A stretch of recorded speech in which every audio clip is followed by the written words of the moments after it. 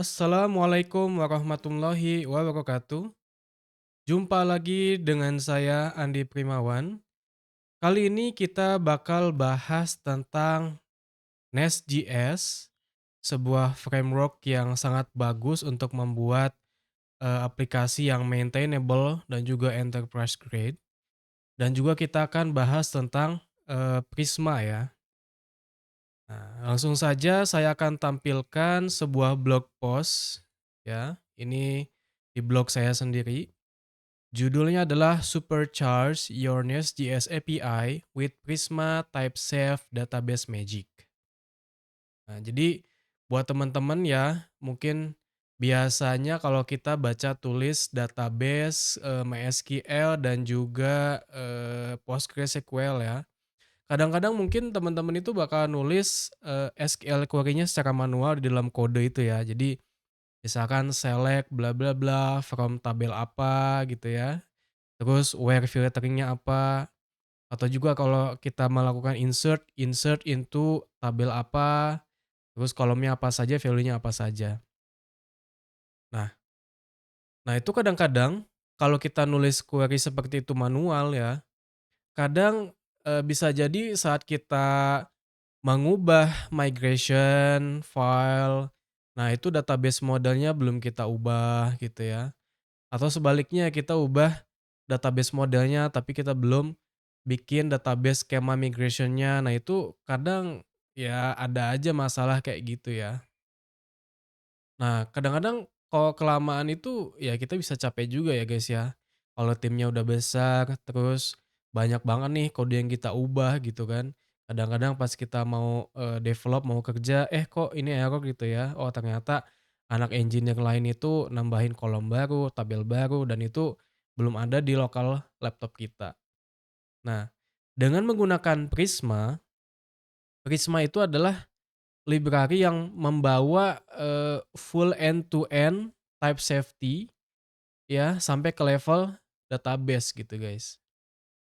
Nah, yuk kita explore nih, kayak gimana sih manfaatnya terhadap, pekerjaan kita sehari-hari ya. Nih, jadi kalau kita biasanya udah pakai Node.js, TypeScript misalkan ya, setiap HTTP request itu kan sudah ada ya type safety-nya, misalkan data strukturnya seperti apa, terus sudah ada validasinya juga ya, parameter yang datang itu seperti apa. Dan mungkin sebagian dari kita juga udah pakai library misalkan Zod ya, ZOD, untuk cek nih parameter JSON yang datang dari klien itu apakah sudah oke atau tidak. Ada field yang salah atau tidak gitu ya. Nah, itu udah enak banget tuh. Tapi kalau misalkan di level belakangnya saat kita baca tulis data ke MySQL atau PostgreSQL itu masih pakai sintaks, SQL manual ya, itu jadinya tidak tidak akan kecek gitu, guys. Nah, soalnya kan namanya TypeScript tuh enak banget ya, guys, kalau kita nulis kode itu saat kita melakukan build atau kompilasi kan kita bisa segera tahu ya, mana sih tipe data yang salah, mana tipe data yang belum benar gitu ya. Nah, makanya kalau kita tidak pakai Prisma ini, nah bisa jadi banyak masalah yang tidak kedetek nih di level SQL query-nya. Nah, makanya dengan menggunakan Prisma itu enak banget, sejak dari awal, parameter request dari customer itu kita sudah cek, terus sepanjang logic di controller dan juga service udah kita cek. Nah, ditambah dengan Prisma ini, sampai ke baca tulis database layer pun sudah ada pengecekan, tipe datanya ya. Ini bagus banget sih buat, kerjaan kita sehari-hari ya. Oke, nah ini apa sih, emang kenapa gitu ya kalau kita pakai Prisma? Nah, Prisma adalah sebuah next generation ORM atau Object Relational Mapper untuk Node.js dan TypeScript. Nah, ini pakai pendekatan yang unik ya. Jadi pokoknya skema first nih, skemanya dulu nih yang diutamakan gitu kan untuk interaksi dengan database. Jadi daripada kita definisikan model di dalam kode gitu ya, terus kita mencoba sinkronisasi skemanya ke tabel dan juga database di SQL. Nah, ini kita melakukan hal yang kebaliknya. Secara umumnya adalah workflow penggunaannya. Yang pertama, kita definisikan dulu skemanya, guys. Jadi kita bakal bikin sebuah file schema.prisma ini. Ini adalah single source of truth, satu dan satu-satunya untuk skema database dan data model aplikasi kita, ya. Lalu untuk migrasi skema database-nya ini, jadi nanti Prisma ini bakal mengecek ya. Jadi dari skema.prisma itu nanti dia bakal compare, bakal cek dengan database live kita ya di MySQL atau PostgreSQL. Nanti dia cek semuanya apakah ada skema yang belum ter-apply ke database atau enggak gitu ya. Nah, kalau misalkan ada perubahan nih, ada field yang baru misalkan atau tipe data kolomnya berubah tuh. Nanti si Prisma ini bakal otomatis membuatkan migration filenya gitu, guys. Nah, di sisi lain juga, ini nih salah satu keunggulannya. Jadi dari skema itu yang tadi kita define ya, skema.prisma ini, nanti Prisma ini bakal generate eh, sejenis SDK kliennya ya otomatis. Jadi nanti semua kolom, semua tabel itu, semua tipe datanya tuh udah terdefinisikan dalam auto generated filenya itu gitu kan, si Prisma client itu. Nah, ini benar-benar eee, sesuai banget dengan skema yang kita definisikan. Jadi semua nama tabel, semua nama kolom, tipe datanya itu benar-benar ada di level TypeScript berdasarkan skema yang tadi dibikin. Nah, sehingga nanti saat kita coding ya, nanti itu benar-benar, oh ada nih nama tabel user gitu ya. Terus ada fungsinya apa nih, misalnya ada find many untuk ambil banyak rows. Terus nanti parameternya juga udah lengkap semua gitu ya. Jadi type safety itu bagus banget guys, kayak gitu. Termasuk nanti saat coding itu kita langsung tahu nih relasinya itu apa aja gitu ya. Argumennya bisa dipakai apa untuk filtering dan juga sortingnya. Jadi nggak usah tebak-tebakan lagi ya, dan nggak usah nih pakai tipe data any lagi nih di level TypeScript-nya ya, kayak gitu. Oke, kita lanjut ke gimana sih struktur project yang ya umumnya kayak gimana sih gitu ya. Ini saya contohkan, saya kasih contoh ya. Jadi nanti karena kita asumsinya pakai Nest.js, jadi di sini ada folder source-nya ya seperti biasa. Terus nanti kan kita punya banyak folder nih, setiap satu model itu di dalam satu folder ya. Nanti ada modul misalkan ya, role users nih untuk baca tulis user ya, seperti biasa. Terus role usernya apa aja gitu ya. Dan juga nanti kita bikin modul khusus namanya Prisma guys.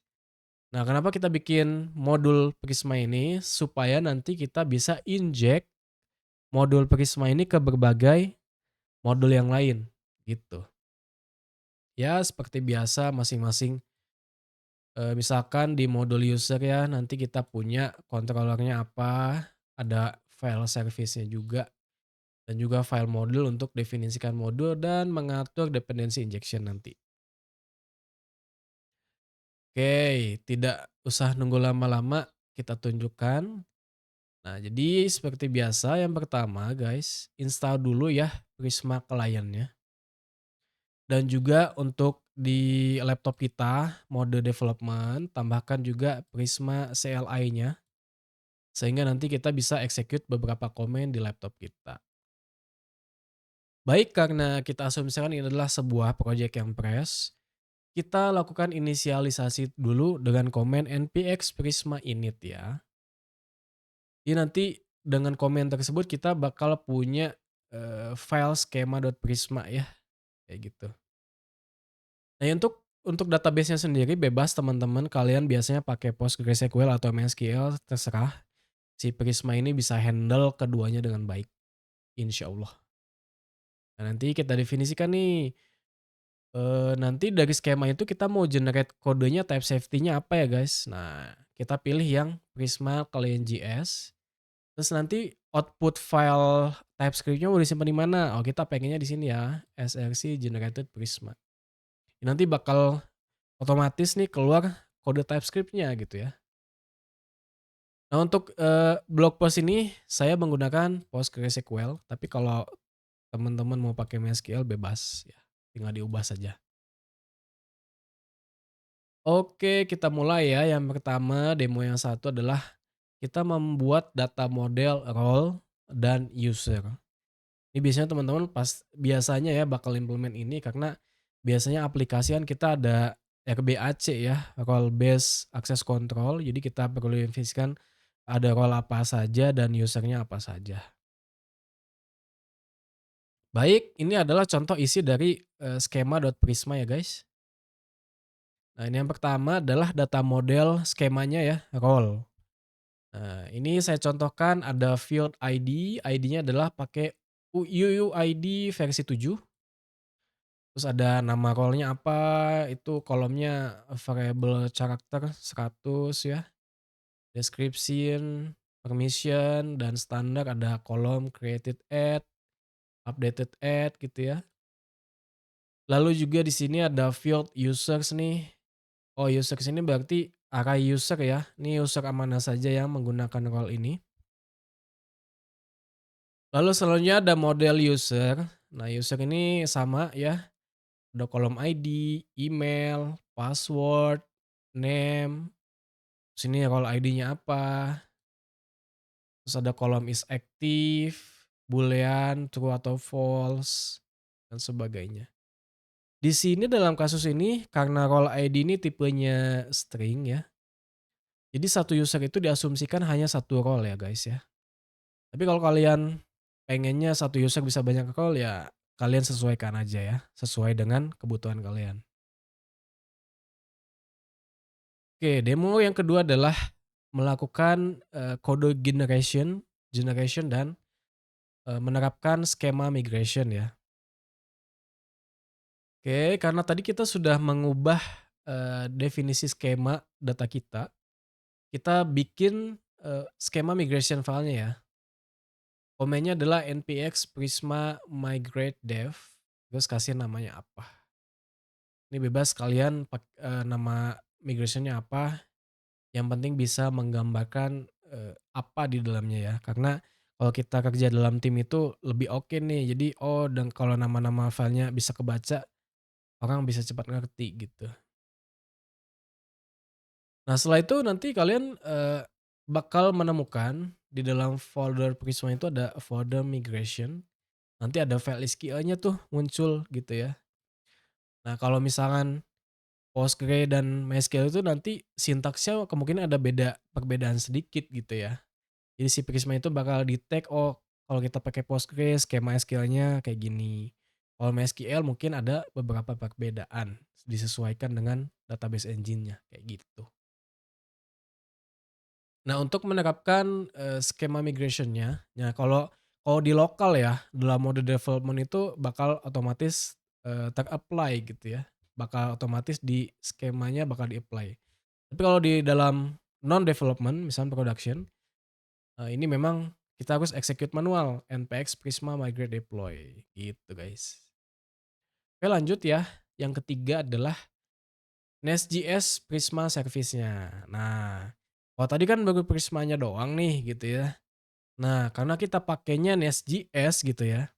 Nah, supaya oke dan bisa kita inject dependensinya menggunakan ya memanfaatkan dependency injection feature-nya dari Nest.js ya. Nah, kita sebaiknya bikin sebuah modul, guys. Sebuah modul namanya Prisma, di dalamnya ada service. Nanti service itu kita export sehingga bisa diimport dan diinjek di modul-modul Nest.js yang lain. Oke. Ini saya contohkan dulu kodenya Prisma Service. Jadi kita bakal import generated code Prismanya, Prisma client guys. Tuh. Jadi intinya saat modul ini diinitiate oleh Nest.js, kita pengen ya, si Prisma client untuk melakukan koneksi, membuka koneksi ke database engine ya. Selanjutnya kita definisikan file modulnya prisma.module.ts. Jadi kita definisikan, modul ini mengandung service namanya Prisma Service. Lalu Prisma Service tersebut kita ekspor nih guys, gitu. Sehingga nanti modul lain bisa ngimport dan menggunakan Prisma Service ini. Oke. Nah seperti biasa setelah itu kita import dan definisikan Prisma modul di app modulnya ya. Sehingga nanti bisa diimport di modul lain. Atau misalkan kita pengennya importnya satu per satu nih per modul ya bisa juga ya. Misalkan users modul kita import modul si Prisma itu nanti si service-nya bisa diinjek di service-service yang ada di modul user. Lanjut, tidak nunggu lama, demo keempat adalah type save code operation. Nah ini nih, tadi kita udah berlelah-lelah ya melakukan setup. Nah sekarang kita bakal pakai nih kayak gitu ya. Jadi pertama kita bikin dulu nih user service dan ini nih kita injek Prisma service-nya untuk melakukan baca dan tulis data ya. Ini tuh mantap banget guys, nanti kalau kalian pakai VS Code itu, wah kerasa banget deh ada auto completion-nya itu muncul, auto complete-nya ya. Nanti juga saat kita melakukan build, kompilasi TypeScript ya, itu nanti langsung segera ketahuan nih kalau ada, tipe data yang salah gitu ya, atau misalkan saat kita baca tulis atau insert ke database, "Oh ini parameternya salah Bang," gitu kan. Nanti si TypeScript, compiler-nya langsung bisa ngasih tahu gitu. Oke, ini saya tunjukkan. Jadi ini modul users. Di dalamnya saya definisikan service users ya. Ini bisa kelihatan ya. Saya tunjukin ini ya. Nih. Ini adalah constructor dari user service. Kita bisa melihat ini adalah dependency injection. Jadi user service ini nanti bakal di-create oleh Nest.js di memori. Lalu bakal diinjek nih, disuntik nih Prisma service. Tuh. Jadi nanti user service ini bisa ngakses ya Prisma service ini untuk melakukan baca tulis data. Contoh nih guys, kita yang pertama untuk insert ya, nih guys. Kalau kita nginsert data, kalau kita nggak pakai Prisma kan biasanya gini ya, misalkan insert into users, terus emailnya sama dengan bla bla bla, namanya siapa gitu ya. Itu kan manual banget tuh guys, kita ya tulis SQL query-nya. Nah dengan Prisma ini kita bisa tinggal gini doang, lihat nih. This.prisma. Nah, ini adalah service Prisma yang menggunakan Prisma Client. Kita bisa langsung tahu nih dengan titik user.user. Nah, ini intinya tabel user lah ya di MySQL atau PostgreSQL-nya. Lalu kita panggil fungsi .create. Nah, berarti kita intinya pengen insert nih sebuah baris baru ke tabel user. Nah, datanya apa? Nah, ini create user DTO. Data transfer objeknya udah kita definisikan juga nih. Lihat nih. Create user DTO. Jadi kita udah definisikan skema datanya itu udah ada di level TypeScript. Sama juga kalau misalkan kita pengen ambil semua data ya. Nah ini parameternya udah ada semua. Jadi balik lagi Prisma client-nya kita panggil .user.findMany. Nah ini semua parameternya nih guys nih ya. Skip-nya, tag-nya, where. Nah where-nya juga udah jelas nih kolomnya apa aja gitu ya. Terus kok apa ya, metode filteringnya macam-macam kan banyak ya. Nah ini udah semuanya dicek di level TypeScript. Enak banget gak tuh? Enak banget lah gitu ya. Termasuk berbagai parameter lainnya. Jadi kalau ada parameter yang salah nanti langsung ketahuan gitu saat Node.js TypeScript compile-nya gitu ya.